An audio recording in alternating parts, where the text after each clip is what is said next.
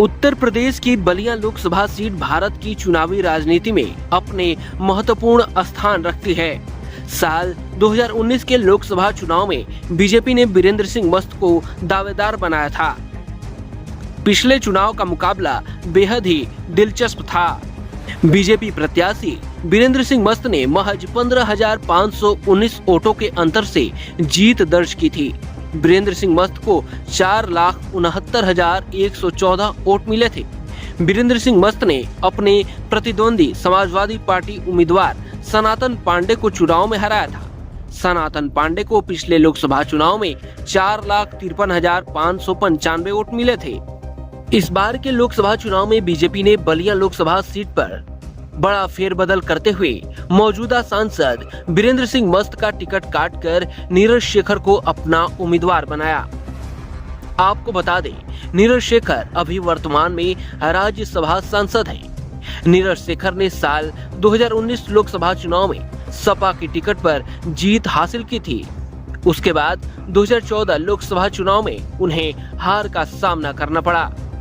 साल 2019 में नीरज शेखर समाजवादी पार्टी से इस्तीफा देकर बीजेपी का दामन थाम लिया था। हालांकि बीजेपी ने बलिया सीट पर हमेशा प्रत्याशी के चेहरे बदले हैं।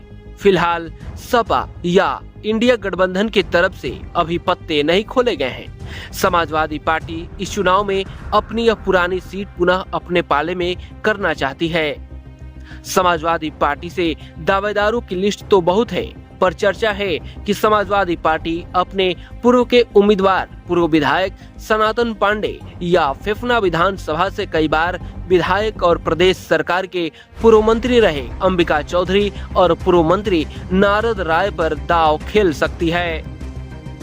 लोकसभा चुनाव में बलिया सीट से समाजवादी पार्टी का उम्मीदवार कौन होगा, यह तो अभी सिर्फ पूर्व मुख्यमंत्री सपा के राष्ट्रीय अध्यक्ष अखिलेश यादव ही बता सकते हैं। मगर पब्लिक में सनातन पांडे और अंबिका चौधरी के नाम की चर्चा बहुत जोरों पर है। सनातन पांडे वर्ष 2007 में सपा के टिकट पर पहली बार चिलकहर सीट से विधायक चुने गए। इसी बीच 2009 में चिलकहर विधानसभा का अस्तित्व समाप्त हो गया। 2012 में सपा ने इन्हें रसड़ा से अपना उम्मीदवार बनाया। हालांकि वे दूसरे स्थान पर रहे। उन्हें बसपा के उमा शंकर सिंह ने हराया था। हालांकि हारने के बावजूद सपा सरकार ने इन्हें मंत्री पद का दर्जा दिया गया। 2017 में एक बार फिर सपा ने उन्हें यहां से उम्मीदवार बनाया, लेकिन इस बार वे तीसरे स्थान पर रहे। और साल 2019 में भी समाजवादी पार्टी ने इन्हें अपना प्रत्याशी बनाया, लेकिन बहुत ही कम अंतर से भाजपा के बीरेंद्र सिंह मस्त से हार का सामना करना पड़ा था। वे दूसरे नंबर पर रहे। आपको बता दें, सनातन पांडे मिर्जापुर से डिप्लोमा करने के बाद गन्ना विभाग में इंजीनियर बने। वर्ष 1996 में नौकरी से इस्तीफा देकर राजनीति के क्षेत्र में कदम रखा। पहली बार चिलकहर सीट से 2002 में निर्दलीय चुनाव लड़े, लेकिन हार गए। इसके बाद सपा में शामिल हो गए और 2007 में विधायक बने। बात अंबिका चौधरी की। प्रदेश स्तर पर कद्दावर नेता के तौर पर पहचाने जाने वाले अंबिका चौधरी ने वर्ष 2017 के विधानसभा चुनाव में बलिया के फेफना विधानसभा से टिकट कटने से नाराज होकर सपा से इस्तीफा दे दिया था और बसपा में शामिल हो गए थे। मायावती ने उन्हें फेफना विधानसभा सीट से प्रत्याशी भी बनाया था, लेकिन उन्हें हार का सामना करना पड़ा था। वर्ष 2019 के लोकसभा चुनाव में सपा बसपा गठबंधन से बलिया सीट से सनातन पांडे चुनाव लड़े। इसमें अंबिका चौधरी ने सपा प्रत्याशी का साथ दिया था। अंबिका चौधरी वैसे तो वर्षों से बलिया जिले की राजनीति में सक्रिय थे, लेकिन उन्होंने पहली बार वर्ष 1991 में जनता दल के टिकट पर कोपा चीट विधानसभा सीट से भाग्य आजमाया था। हालांकि वो चुनाव हार गए, लेकिन आगे की मजबूत राजनीति का संकेत भी दे गए। वर्ष 1993 में पहली बार सपा से विधायक चुने गए। इसके बाद वर्ष 1996, 2002 तथा 2007 में लगातार 4 बार विधायक बने। वर्ष 2002 में बनी सपा की सरकार में कद्दावर मंत्री भी रहे। अंबिका चौधरी के सपा के स्थापना काल से जुड़े होने के कारण पार्टी में उनकी मजबूत हैसियत थी। वर्ष 2012 के चुनाव में अंबिका चौधरी हार गए, लेकिन प्रदेश में सपा सरकार बनी और एक बार फिर वह मंत्री बने। कुछ ही महीने बाद वो एमएलसी भी चुने गए। हालांकि सपा के अंदरूनी विवाद के चलते सरकार के कार्यकाल के अंतिम दौर में उन्हें मंत्री पद से हटा दिया गया।